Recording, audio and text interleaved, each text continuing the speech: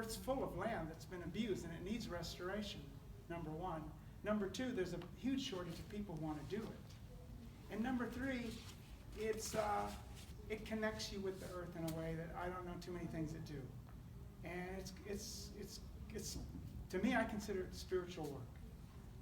It's very important. So I want to encourage people to consider, you take some time to go restore land, do tree planting projects, anything. I mean, there's so much to gain from it. So, I can preach on that for a long time. But with restoration, we'll start with the extreme situation. An extreme situation is erosion. Most of you probably don't have erosion, but if you're dealing with erosion, you need to put it in check immediately. It's extremely important because even if you don't have topsoil, you got soil, and any soil is good soil.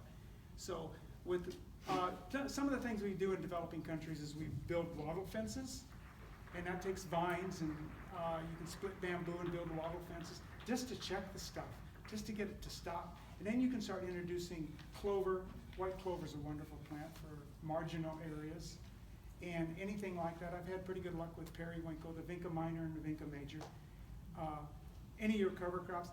In an extreme situation, I've taken horse manure. This is wild. But I mean, extreme measures require extreme, dealing with it extreme. I've taken horse, if you've ever dealt with horse manure, you know that it's full of seeds. I mean, horses inhale food. They're kind of like my dad, he doesn't have any teeth.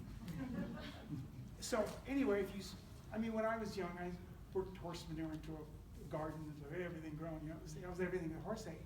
But I've chopped that into a place and get that to grow, and that will help check erosion and put some nutrients into food. That's way out there. But again, extreme requires extreme. With going to this list. Well, no, this list of plants on the beginning here, that's where I'm going with this. That's where this fits into this whole thing. Using these plants, the grasses, and again, the natives. This is native stuff. So you want to try to work with natives, not whenever possible. Just work with natives. That's it. And when restoring land, the basic common denominator is you work from the ground up. So you introduce cover crops, you introduce grasses, you introduce native plants, just to get the land started. And then you work from there. Then you start introducing herbs, native plants, native small stuff. Then you move on to small trees, which are basically your understories. So serviceberry, mulberry, acers, the maple family, elderberries I mentioned earlier, all that kind of stuff. There's a wide range of plants. And then after that, then you come in with your larger plants, which will become your canopy. Now I'm talking about silviculture right now. But on a piece of land, if you're not using the whole land, it's important to do that because you're creating habitat. Anyway, that's a basis to ecology, is to create habitat. Those are the stages of development. Introducing trees. Leguminous trees, of course, are very important. And the diversity is important, but leguminous trees are because they're going to put nitrogen in your soil. So things like, I'm trying to think what y'all got out here. Well, black locust, honey locust, I know they're around here a lot. Acacias, redwood, redbud, yellowwood. If you live in a warmer climate, wild tamarind is a wonderful plant. A warmer climate. Oh, cold. Well, the plants I mentioned first, the locusts, and those things. But I'm saying if you're down into California, along the coastline, you can sometimes use wild tamarind.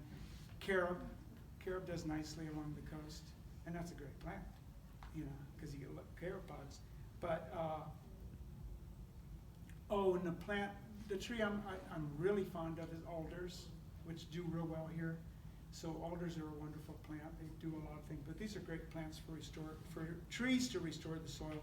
As far as plants restoring the soil, and working with legumes like false indigo, beach peas, field sweet peas. which kind of get out of hand sometimes, but they're good for restoring land, putting nitrogen in the soil. If you're in the wet areas and along your riparian borders, marsh peas are good for that as well. What other kind of things? Working with plants that capture the soil, that capture nutrients. That's a kind of nice thing to work with. So things like buckwheat that capture calcium and phosphorus. They're wonderful plants to work. I mean, they're a great summer cover crop, but they also help store nutrients and put them in the soil. The lamb's quarters is good for that. Yarrow's a wonderful one for potassium. Amaranth, the Amaranthus family, not palmary, not pigweed. I mean, I think you know better than that, but not plant pigweed. But that's a calcium, phosphorus, magnesium plant. And of course, again, the grasses for the silica. Plants that catch water, and I talked about the low bottom areas. The other thing too about, I just want to get back into restoring land, because it's very special. I've done a lot of horticulture therapy stuff, and it's nice work. But one of the things I've learned from doing horticulture therapy is that when you heal land, it heals you. So, I'm just preaching, restoring land. It's extremely important. Let's see, what else have I got on here that I need to talk about or want to talk about.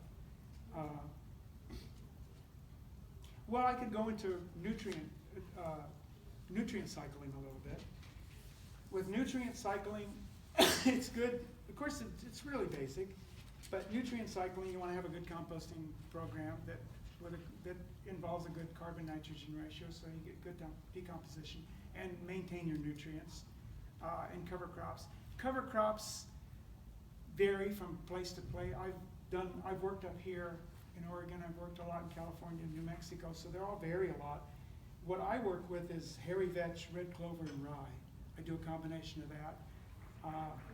Up here, fava beans, which we call bell beans, oats, clover.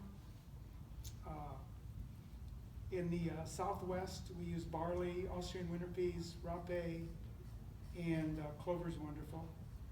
And then, maintaining just a good rotation program. And my rotation my ideal rotation, does not work like this, but my ideal rotation is roots to fruits to seeds to leaves. That's kind of you don't have to start with roots, but start anywhere and follow that succession. So that's it with as it relates to that. So the last subject I want to talk about is